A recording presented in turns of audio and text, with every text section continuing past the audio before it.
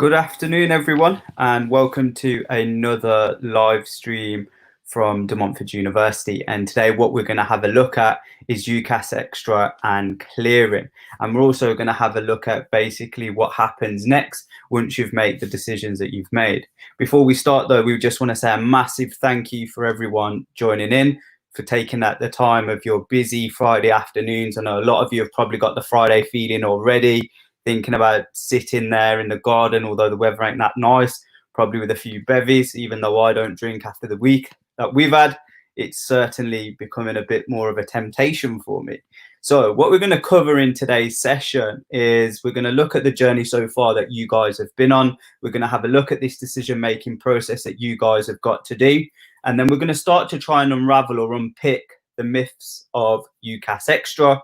We'll look at results day and clearing, and then we'll spend a few moments talking about releasing. Now, that's a lot of information for you guys to take in, right? And it would be even worse if you was just listening to my Brummie accent for the next hour or so. Luckily for you guys, I've enlisted the help of my wonderful colleagues, and I'm going to introduce you to those now. So first up, we've got the Wiz himself. We've got Ben. Hello, good afternoon, everybody. I nearly said good morning then. That's how much this lockdown is starting to affect me. Yes, we're going to be talking a little bit about UCAS Extra and Clearing. So if you are sort of towards the end of your sort of university process, you're going through year 13 and you just want to know about those sort of extra routes available to you, or if you are thinking of changing your mind or anything like that, stick around because we're going to talk a bit about that. Cheers. Thank you so much, Ben. I also nearly did the same. When I started speaking, I was about to say good morning because I feel like it's already programmed in my brain to make sure to keep saying good morning. Now, guys, for those of you that are watching, if you have any difficult questions, anything tricky or anything that you're not quite sure of, please direct them to my next colleague. She knows absolutely everything about anything. She's our grammatical person in our office. It is the lovely Faye Shears.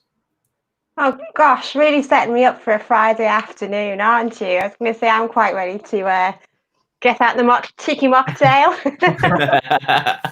Well, we've got to keep you on your toes somehow. So I thought, right, guys, tag Faye in the comments. Please get at Faye. Any questions you've got, I want to be seen at Faye. Can you answer this for me? Bring it, bring it.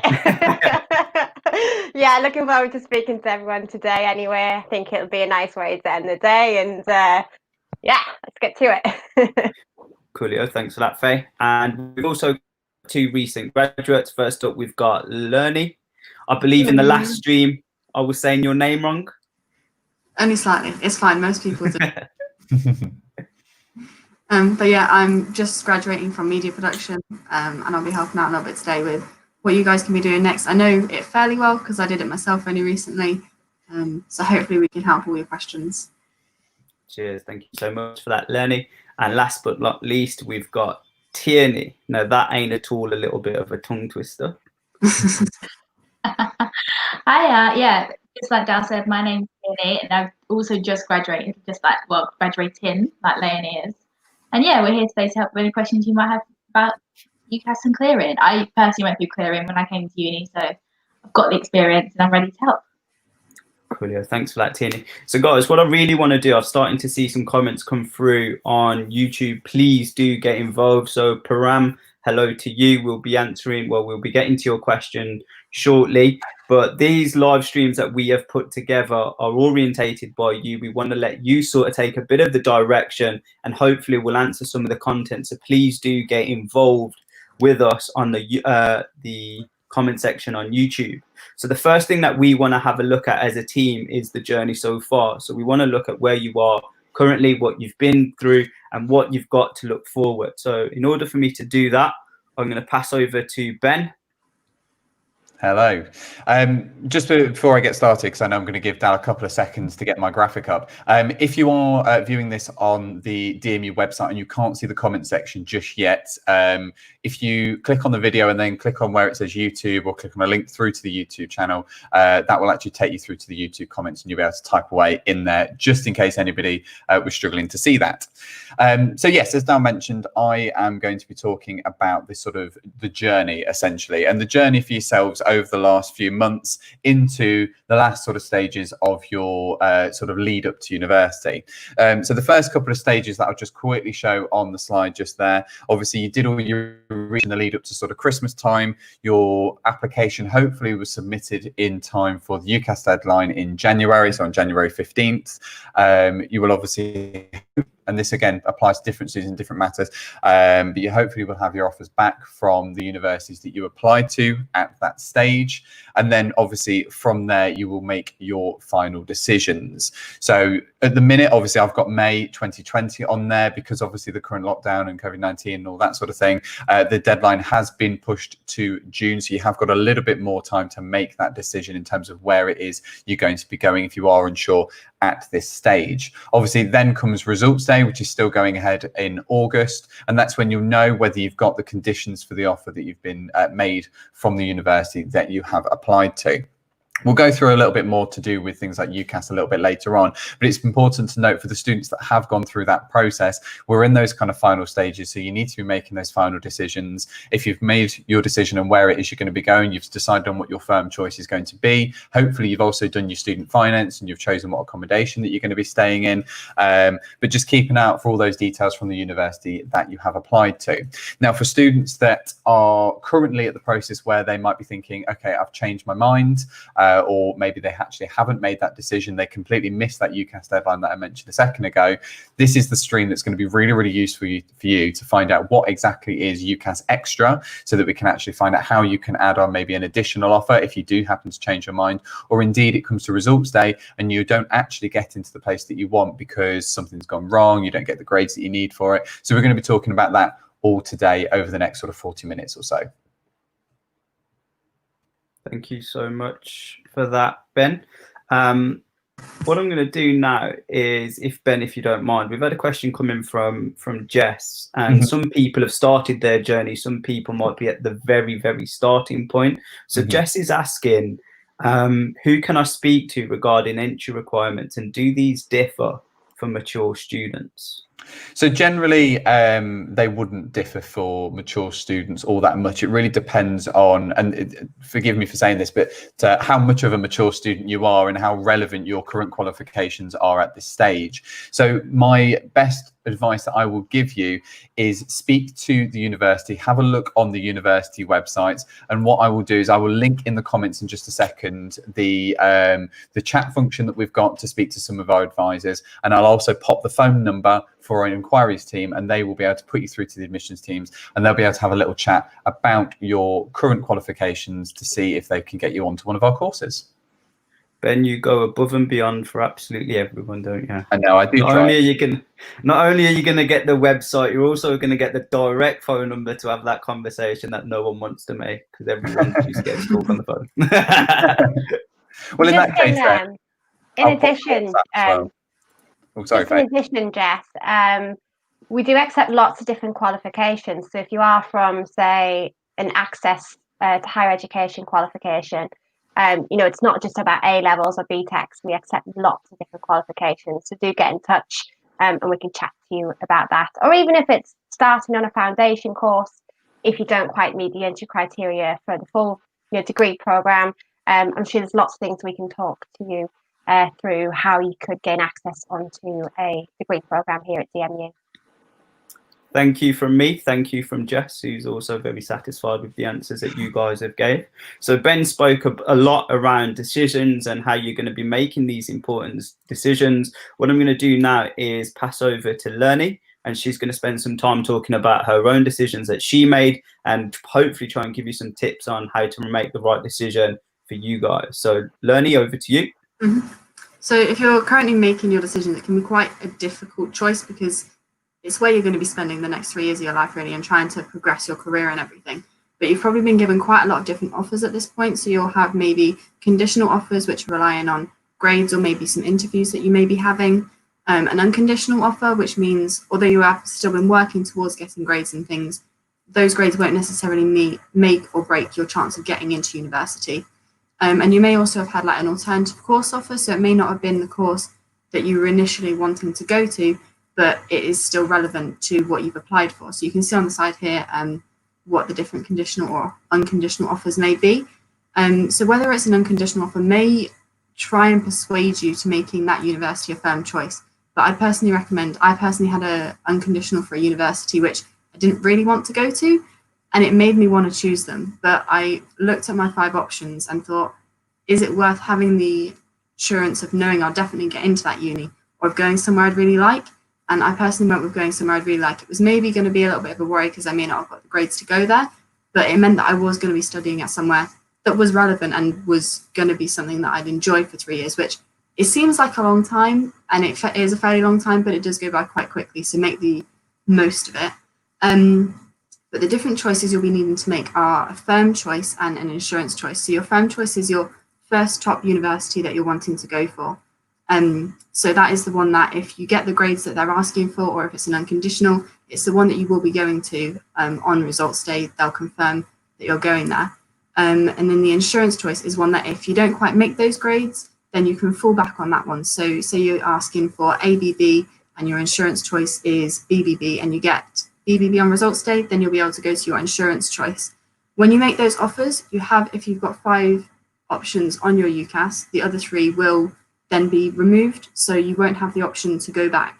So it is quite a big decision, and you should probably, I'd recommend spending a lot of time on thinking, is it the right city for you? You've obviously already been doing this to choose them on your UCAS application, but just double checking that the course is the one you're wanting, the city is the right place for you, and all those sorts of things. So if you still haven't had a chance to go and see the unis, try and have a little bit of a look. I know on our website we've got a virtual campus tour at the moment, and we've got a lot of different information about our accommodations and things. So there's pretty much everything you need is on there. So you'll be able to find everything to make sure that your firm and insurance choice are the ones that you're really wanting.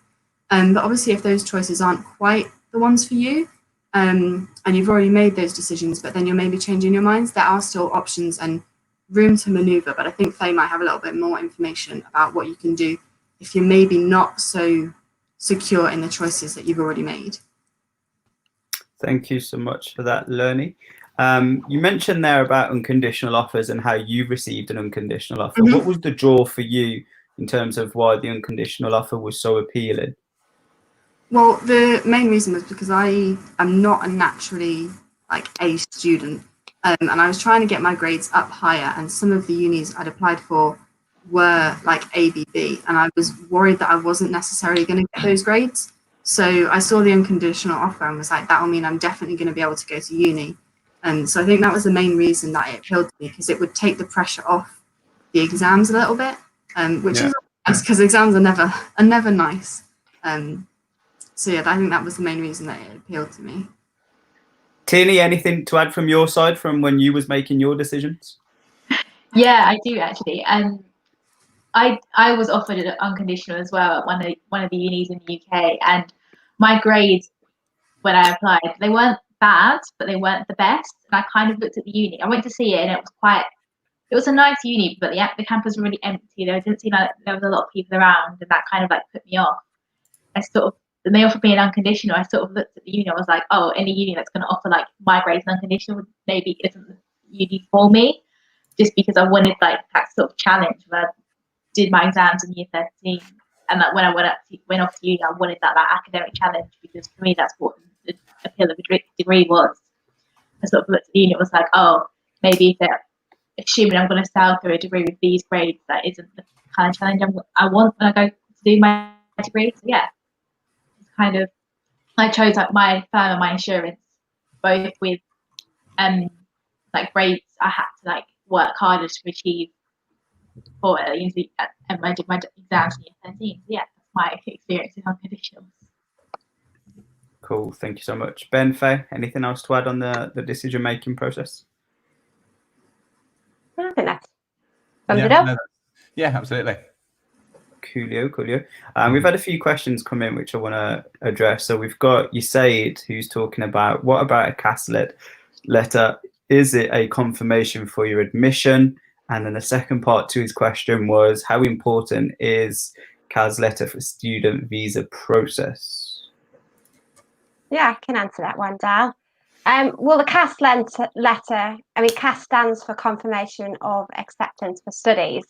So usually you've made your application to the university, you've accepted the offer, you've met the requirements, and perhaps you've even paid a deposit to secure your place at the university. And that's when the university issues the CAS letter. And you can use that. It's using an electronic document, and you can use that to support your application for a student visa. So you won't be able to make an application for a student visa normally unless you have a CAS letter. Hope that sums it up. Guys, I told you she knew absolutely everything about everything. When I saw CAS, it went straight over the head. So I'm glad you jumped in there, Faye. I think it's there. I used to work in an English language school, so it comes in handy sometimes. So we've got Joe, Mel, Official. So they've asked a few questions as well. See if we can get these answered for them. In terms of functional skills, there has been no evidence on it thus far, even though it's needed for DMU requirements. As far as I'm aware, for some courses we accept some functional skills qualifications in replacement for GCSEs. It might not be transparent for all courses on our website, but it's definitely something that you can call our inquiry team up and have a chat with them about the qualifications that you can use to get accepted onto a course. Does anyone else know any further information, or do you think that kind of summed it up? Yeah, I think that's enough, Faye. We've got the second part. It can depend on the course as to what is accepted functional skills wise. So just give us a call on that inquiry number that we'll pop into the comments and we can help you clear that up, no problem. This was the second part of the question. They've made DMU their first choice for nursing starting in October 2020, currently awaiting results from my access and functional skills. However, I have had not any information as to how functional skills will be predicted or evaluated. So with that, like the guys are saying, we'll post an inquiry number for you in the comments, and you can give us a call to talk about that in a bit more detail. Hope that's okay. John, Joe, Mel, Official. If I've got that right. Sorry if I haven't. I've just popped it in there now for them. So if you have a look in the comments from De Montfort University, that's the best number to call, because for some of these things, as Faye's just said, it's almost a case by case. It can depend what level your qualification is, and it can depend on the course. So definitely just have a chat with them. If you don't want to pick up the phone, as Dal mentioned before, not everybody likes to give people a ring. There's also a WhatsApp number in there that you can use as well, which is quite handy. Ben, I knew you was the tech whiz. You are very, very helpful this morning. Well, I nearly said it again, didn't I? Good morning. this afternoon. He's very quick on the mark. This day needs to end. So, right, what we're going to do now, we're going to have a look at the myths of UCAS Extra. Now, there's only one person who's qualified enough to talk about this, and that is Faye. So I'm going to cross over to Faye for that, okay? Dear. Oh dear, the pressure from the team. So Learning's really helpfully talked already about the kind of offers that you would receive from universities. And hopefully anybody watching is perhaps made an offer, made their applications, received some offers. And, you know, if you are a UK applicant as well there, you have until the 18th of June, it is now, I believe, to make that firm an insurance choice. Now, it might be the case, and I have spoken to people already that this has applied to. It does happen that you might have been unsuccessful in all of the offers. There's some courses that are really competitive, you know, that are really can be a little bit more complex to get in. Some courses like midwifery, you know, more kind of skills-based programs where there might not be as many positions available for the course as there is for, say, something like business. So it might be that you've been unsuccessful and you still want to do that course, but you want to look at a different university. If you pop onto our website or onto UCAS, you can find more information about UCAS Extra. If you've been unsuccessful on all of your courses, then you can make one more application at a time for another university. Now, you can't change your parcel statement. So if you're thinking about applying to a new course or something very similar, worth getting in touch with the university, find out, do they have places available, and do they want you to maybe submit a separate personal statement directly to the university, especially if it's something quite different. It might be that you're applying to exactly the same course, but it's a university that has lower entry criteria than the ones that you've already applied to. Alternatively, it might be that you've completely changed. Hi, everyone. Yeah, alternatively, it might be that you have changed your mind about what course you want to do. If it's something quite similar to what you've applied to, you wanted to do business law, but now you want to do criminal law because it's within the same kind of area, it might be that the university can just do a switch on their side. But if it's something completely different, then that's where you might have to, if you are holding offers, actually have to decline your offers to make that new application through UCAS Extra. Now, there isn't a charge for it. If you've already paid the £25 to make 5 applications, and you've made those 5 applications, not just for 3 or 4, then there is no extra cost to UCAS Extra, which is good. You've already paid your fee. It might be that if you are wanting to do the same course, you're looking at other universities, it might be worth asking universities what perhaps was the reason why you were unsuccessful in the course.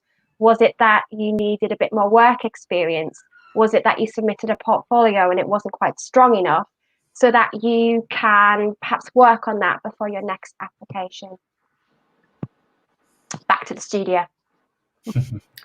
Right, Anki. I think I was trying to get there a couple of times whilst you were speaking. It kept coming back to us all. Some of us pulling some questionable faces there. No, thank you so much for that, Faye. Very detailed, as expected, I must add. I knew you weren't going to miss a trick with that. So hopefully Faye's covered UCAS Extra in great detail. So from UCAS Extra, what I want to do is nicely push it along now to the actual results day itself, and some of the things you'll have to be thinking about in regards to results day. So I'm going to use our recent graduate, Tierney, to talk about results day and share some of her experiences with her own results day. So Tierney, hopefully your Wi-Fi internet is sound. We're going to cross over to you now, okay? Yeah, of course. So yeah, like I said, I'm graduating at the moment. So that means I went through my results day 4 years ago because I did a placement year with my degree.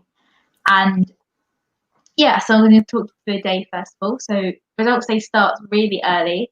UCAS track is available to look at 8 a.m. in the morning, and your results from your school or college will probably get released later in the day. So for me, I woke up, looked at my UCAS track, and realised that I hadn't got into my first university of choice. So then I had a bit of a panic where I knew I wasn't going to my firm choice. Looked at my insurance and wasn't so sure about that, but I'll talk about that a bit more in detail in a bit. And then realised I had to wait, I think, an hour and a half before I can go into school and get my results. So that was a bit of a panic. Yeah, got through that, did that, went into school, didn't talk to any of my friends, got my results.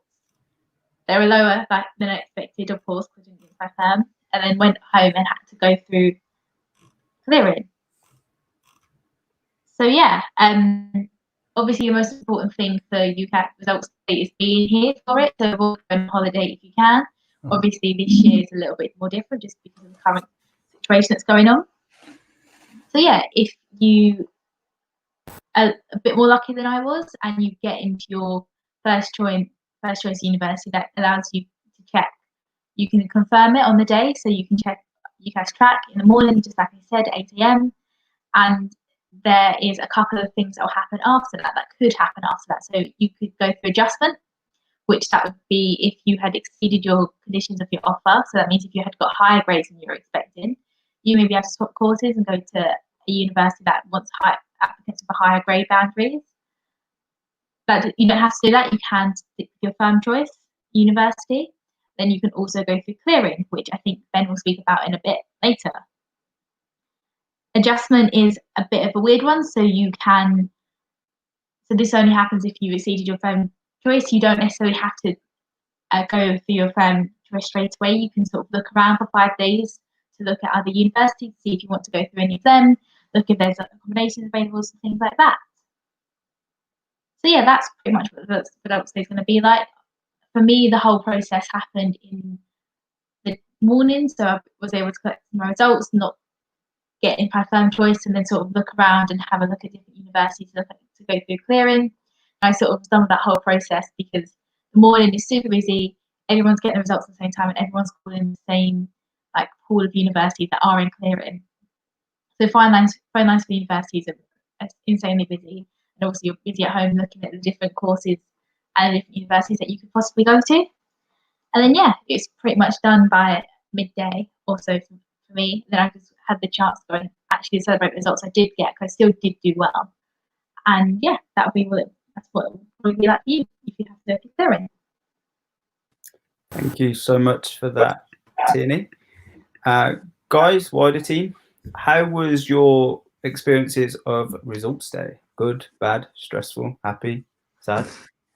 I think my results day was stressful, but in the end it was quite good, because when I got my results, I'd put so much pressure on myself of doing the exams that I was like, if I don't get these results, although I had an unconditional for the uni I was going to, I was stressed that I would have sort of let myself down, which I wouldn't have. I would have been happy with the results, whatever they were, really. But I was so stressed that when I'd got my envelope that I just held it and cried. I was too scared to open it. So what I did was, because I want to be around all my friends, I went down a corridor and then was again too scared to open it. My friend came down and was like, how was it? And I still hadn't opened them. So it took me about 15 minutes, I think, to open them once I got them. But once I did, it was well worth opening them, because I was going to the uni that I wanted to. I'd got some really good results, and I was able to go out for lunch with my friends, and we had a good day celebrating all together. So it was overall really good. Just a stressful beginning for almost no reason, but I think everyone will be a bit stressed. So just try and remember that although it seems like the biggest thing in the world, if you have to go through clearing, like Tierney said, you can work it out and it goes well. And I know so many people that have gone through clearing, and if anything, are happier that they went to the uni that they went to through clearing.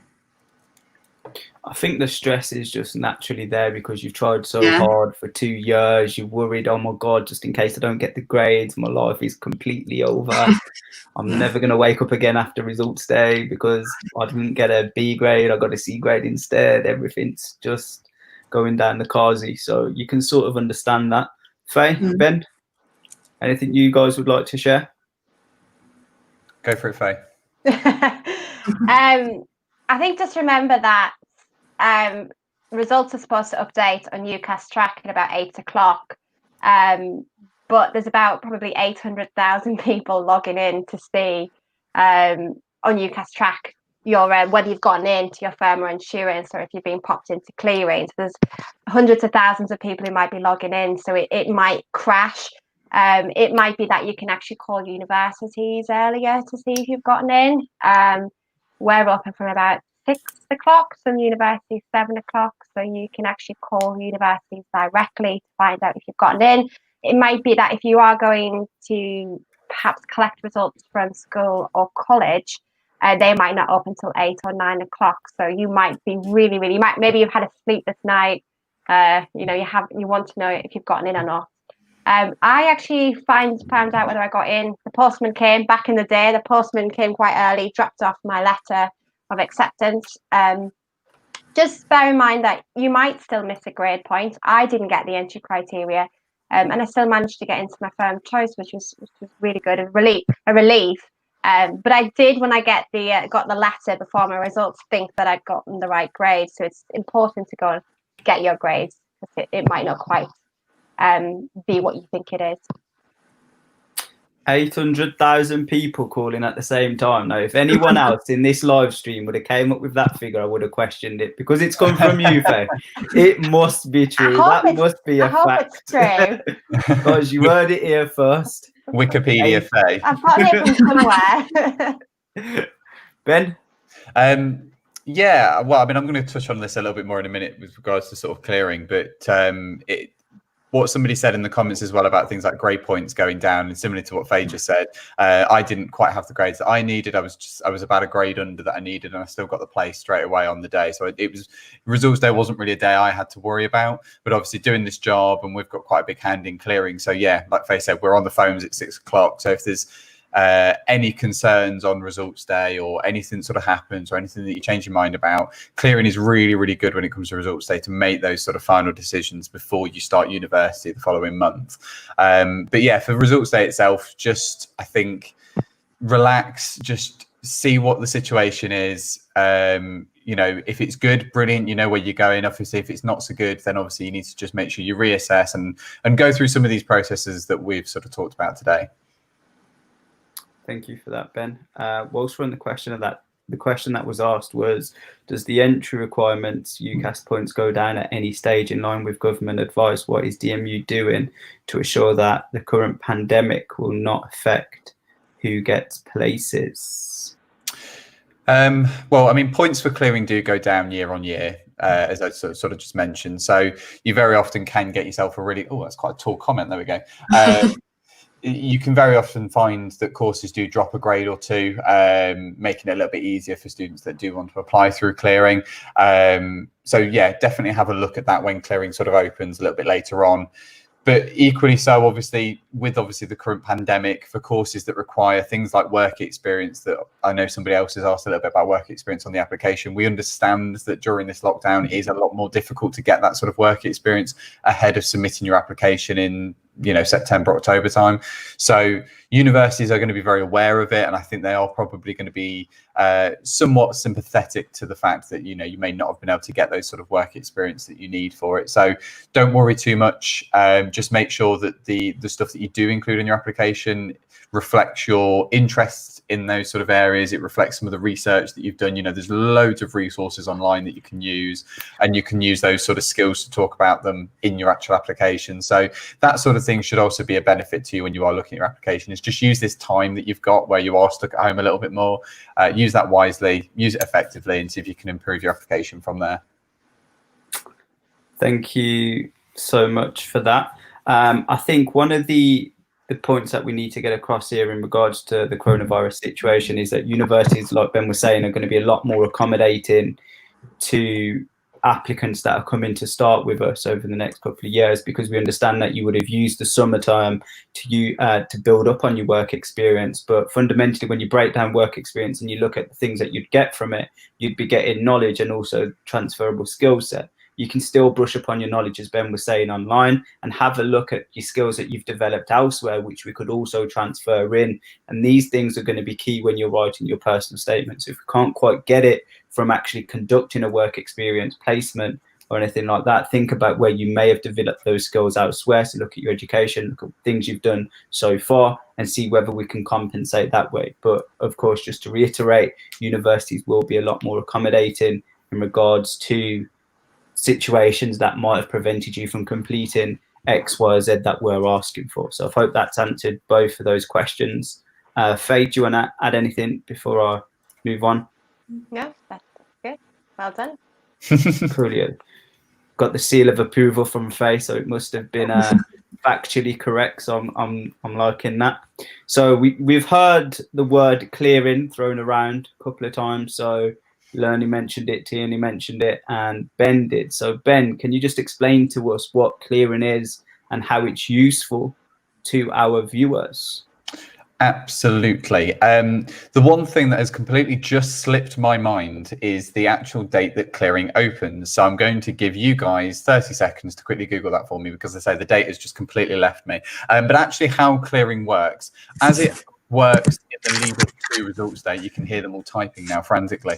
As the lead up to sort of results day works, within that sort of month window, clearing will open up and you'll see that option available to you on your UCAS track. So if you've already gone through the university process and you are able to sort of see that clearing button on your application, if you do decide to change your mind and you don't decide to go for your family insurance, you can opt to go through clearing. And as I say, because university will open clearing a little bit ahead of the results day, which is the 6th of July, thank you very much, you'll be able to have those conversations with those universities and actually just see if they can make you a clearing offer. So very, very similar to what Faye was talking about with the UCAS track for those students that do happen to change their mind.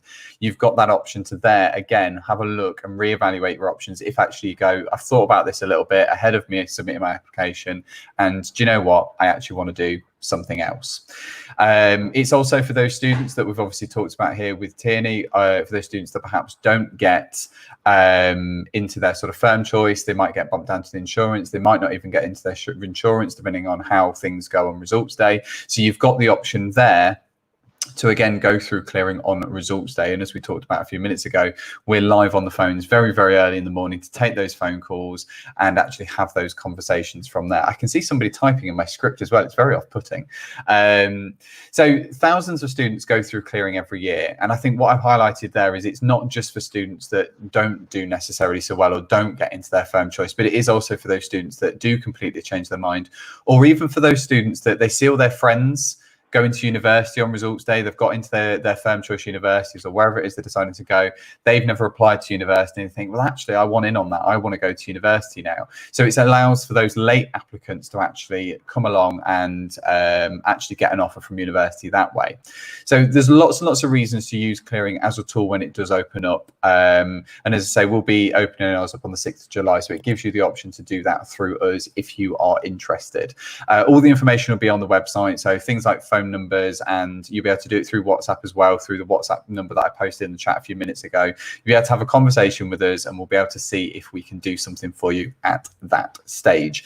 You do still need to apply through UCAS, however. So all university applicants will need to go through UCAS at some stage, whether it's obviously you've previously got an application because you've got your firm and insurance offers from before, or if it's a completely new application because you've changed your mind and think, actually, I do want to go to university.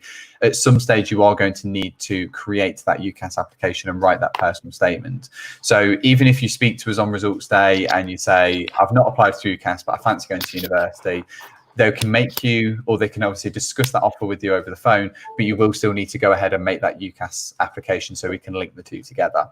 You can speak to as many universities as you like, so you can hold those verbal offers from those universities, from the universities over the phone, and you can hold them for at least 24 hours. By that point, you obviously then need to add it to your UCAS application so that they can then make that official. All of the courses will be listed on the university's websites, and obviously those aforementioned reduced grade tariffs, so you'll be able to see how the grades have dropped slightly maybe through the university websites. So it's all about, on results day, if it comes to that, keeping a level head, doing a little bit of research and just seeing what options are out there for you. Thank you so much for that, Ben. Anyone else want to add on to clearing? Okay. I think we can probably talk about the release button. Self-release. Yeah, I think so. Yeah. It's a thing. So if anyone gets into their firm choice, if you decide you actually want to go to your insurance choice, you can't actually just swap. You've got to enter yourself into clearing. And the same thing if you don't want to go to your firm or insurance choice, whichever one you get into, you do need to release yourself from that actual confirmed offer. So when you go onto UCAS track, there is a button that you can press called self-release. That sends a message to the university saying that you do not want to go to that university, and it then allows you to select a clearing offer. So that's just something to bear in mind. Obviously, if you think that you might do this, just have a good think about it. Have you thought it through?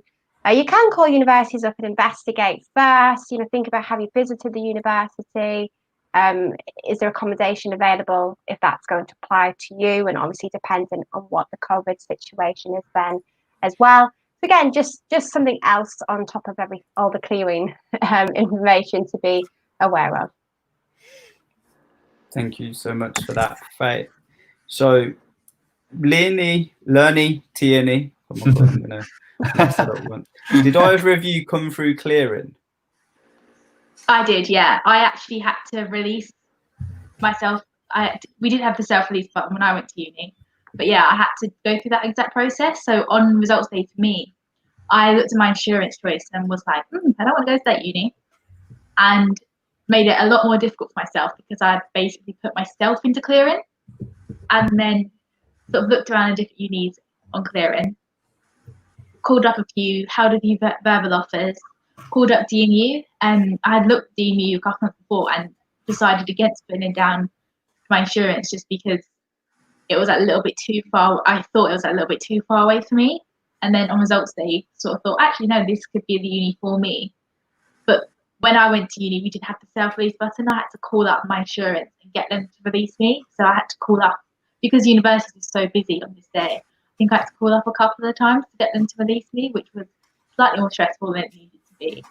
So if I had the self-release button, it would have been absolutely incredible, because it would have been done and dusted all by me. But yeah, I had to go through that process, which added to the stress slightly, but made it all worth it in the end. Absolutely. Cheers. Thank you so much for that, Tierney. So that's the whole process in a nutshell. So we've had a look at clearing, we've had a look at your results day, we've had a look at your decision making, and also how to utilize UCAS Extra and also release yourself if you do want to take up on an offer from clearing. So what we're going to have a quick 5-10 minutes on now is prepping for university. So I'm going to go around the team. So I'm going to start with Ben. What would you say one of the biggest tips you could give to students who are preparing to come to university in September? Well, October. Okay. So at this stage, yeah, so some of the things that you can sort of consider. I mean, this goes for students whether they go through UCAS Extra and Clearing or whether they are just going through the cycle and they're just getting as much information as they can, is just have a look at what other opportunities that you can jump into are. If you've looked at things like accommodation, you know where you're going to be staying, then you obviously know what course you're doing because you've obviously applied for that. So have a look at what other stuff you can get involved in. Something that both me and Dal have both said in recent live streams is that we wish we knew about all the different sort of groups and sports teams and things that we could do at university that just really add to the experience. Yes, okay, you're there to get a degree and you're there to do the lectures and the assignments and stuff, but actually university is so much more. There's so many fantastic things that you can get involved in.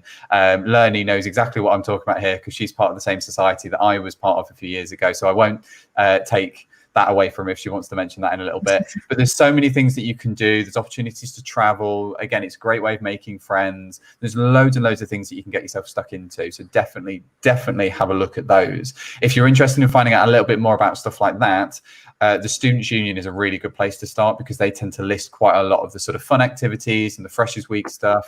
Our Students' Union, the DSU, they have got all the sports teams and societies listed on their website. So if you're interested in joining lots of fun new groups at university, that's a really good place to start with your research.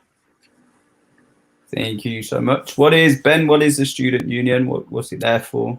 So the Students' Union is an independent body at a university. So every university should have one, and they do operate independently from the university in quite a lot of capacities. So if you've got an issue with the university, or if you need sort of support for anything, they're a really good place to turn to externally from the university to kind of help you through that process. So they sort of represent the student body in quite a nice capacity, but then they also do try to develop a sort of community atmosphere to the university as well. As I say, they tend to run quite a lot of the Freshers Week stuff and the evening activities and the trips to Alton Towers and Harry Potter World and that sort of thing. So they tend to run lots of fun activities like that as well, which is really good. So they're definitely a good bunch of people to get involved in.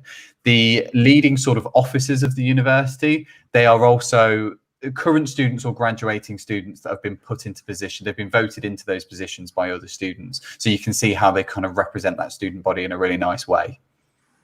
Cool. Faye, your top tip on students preparing? I think have a look at the kind of support that you can get from universities. So there's everything these days from finance support, mental health, welfare support, how they can, what you can get involved in. They do all sorts from kind of healthy eating, cooking classes that are free, things like yoga during the day. There's lots of things there to kind of help with mindfulness whilst you're at university. And there's also like the academic support team, the library, lots of places where you can get extra help. You might find that learning is a bit different at university. You may find that you do actually get an e-induction before you start the course, so throw yourself into that, and that will help start kind of prepping you for what the start of term will look like. So I think, just have a look at that, do a bit of research. It's nice to know going to university that there are going to be those people in place to support you. And I think that is a bit of a comfort, especially if you are moving away from home. Coolio, thank you so much. Lernie? I think something that I wish I'd done, I thought I was fully prepared when I came to uni because I'd looked at all the societies and knew exactly what I was going to do when I got there. Something I missed out on looking at was like how to do everyday tasks. Like I didn't know what clothes to put in the wash with, so I would And my mum, when I was doing my wash, like, should I put this in with this or this? And like basic cooking recipes as well, because there is only so much pasta you can eat and you do get fed up with it. And if you're busy trying to get used to doing your course and balancing these new friends and all these different things, like cooking recipes that are simple, like stir fry and things like that, are really good to have, so that it's not going to be too difficult to do those things when you actually get to uni. Cool, thank you so much. Tierney? Mine's actually along the same lines as Leonie's. And I was going to say two things about cooking. Is one, takeaways aren't all that. They're great for a treat, and they're really easy, but they're so expensive. So definitely cooking is king. Like batch cooking, making like a massive spaghetti bolognese and putting half of it in the freezer for like 2 weeks time. I can't recommend that enough. And also, because it's the first time you're going to be sharing, potentially the first time you're going to be sharing a kitchen that isn't with your family, and that doesn't necessarily have your mum cleaning up after you. Clean as you cook. Like if you use chopping board for making your massive spag bowl, clean it while vegetables are cooking. I can't stress it enough. As you go, that's like my most practical advice for people that are going to university for the first time. Clean as you cook, and cook. Don't get takeaways all the time. There's nothing wrong with a good old takeaway, I tell you. Although I don't eat that many, but hey ho. Oh, you've got Friday night takeaways, have you, Dale? I have. That's why I just want to quickly wrap this up so I can. I'm a step closer to my Friday night kebab. Yeah, there you go. Domino's pizza is really expensive though.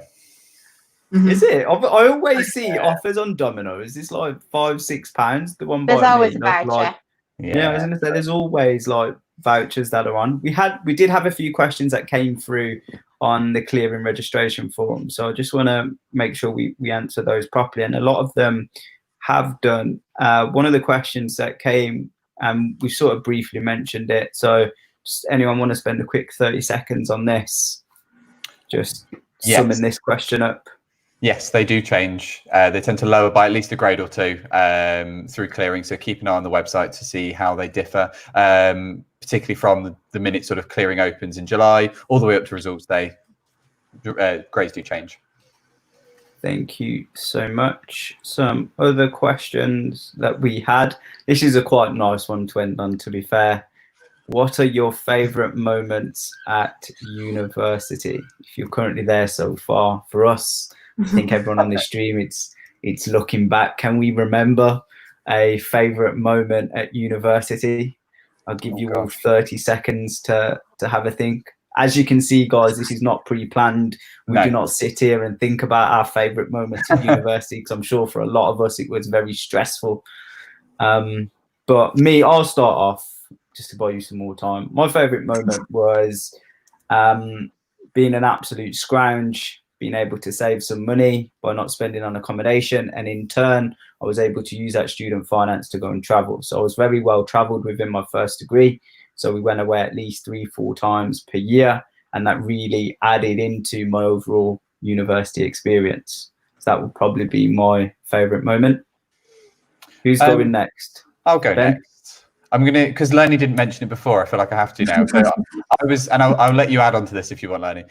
So I was part of a society called Dema Media. I joined in my second year, and I went straight to sort of one of the top dogs in Dema Media. I ended up running the magazine for a couple of years, as well as I had a weekly radio show that I did for 2 years, and they are always going to be a highlight for me because they were just so much fun to do, and you just meet so many really cool people.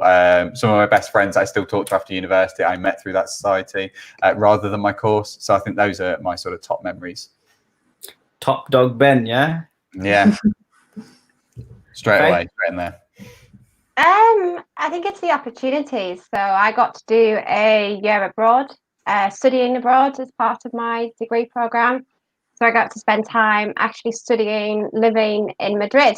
So bit different, different kind of culture, different kind of work-life balance, different food, obviously different language. And again, once again, meeting new people because I didn't know anybody. So yeah, it kind of taught me to kind of adjust to different situations, chuck myself in, you know, even if you're a bit of an introvert, sometimes these situations just bring out the strengths in you that you didn't know you had. If my husband asks, though, obviously my favourite memory was meeting him at university. I'm sure he's not watching. Yeah, I think mine would have to be along the same lines as Ben was saying, with like being part of DM Media, because I think one of my favourite memories from the beginning was when we'd done this event, and it was at the end, we'd all been so sort of like high on adrenaline the whole time, and then we all like crashed afterwards, and it was just amazing to feel like I was part of a community, because I'd moved so far away from home. Having something that felt like home at uni was just really nice. So I think that's got to be mine. Oh, cool. Tierney, last but not least. I think my favourite memory is kind of my placement year. It was something that I worked at the university in one of the other teams, similar to working with schools essentially. And I've worked with kids like in some capacity my whole life, but being able to work with kids in like a professional aspect and having like my first professional job and being in that awesome environment was actually really interesting for me. And got the chance to learn so much in just a year. Met like some amazing people part of my degree, like some of which are still my friends to this day. And just getting the chance to do like absolutely anything, all these different things, like running events and planning events and being in charge of like 200 kids for that on campus for a day. It was obviously stressful, but I got a chance to learn so much, and I absolutely love that every minute of it. Oh, cool. And the wage as well. The wage is fantastic. Can't forget that, can you? Right, guys, is there anything else you'd like to add before we do our ending credits? No, I think that's everything. No? So here it goes. So first thing that we want to draw your attention to is that we're running future live stream events. You can see the different topics that we're going to be doing, and you can sign up using the link that is posted in the comments. I know a lot of you have asked some questions, and we've referred you to our student chat, so you can see that on our website, so you can chat to any of us on the top half of the screen, I believe. So all of our profiles are on there. You're able to get in touch with us. You're able to ask us any questions that you might not have got a chance to ask us whilst you was on this stream. If you need to order a prospectus for your friend because you want to tell them how great De Montfort University is and that you're going there and you think that they should too as well, then please refer them to this website because they can order a prospectus from there. Last but not least, we do also have our Digital Open Day, and that is happening on Saturday, the 4th of July. So that will give you your last chance to have a look at our fantastic university before you make your final decision to come to De Montfort University. Okay? Did I get it all, guys? I think you smashed it. I need a new job. BBC radio presenter. I'm going to go into the world of showbiz. So from all of us today, we just want to say a massive thank you for taking the time out. We appreciate it's a Friday afternoon. We appreciate that most of us are already in weekend mode, thinking about the weekend. So it's really warming to know that you've taken out that time. So thank you. And hopefully we've answered the questions and give you a bit more knowledge and a bit more detail around UCAS Extra and Clearing. So from me personally, thank you and goodbye. If the rest See you later. Say goodbye. Bye. See you later. Bye.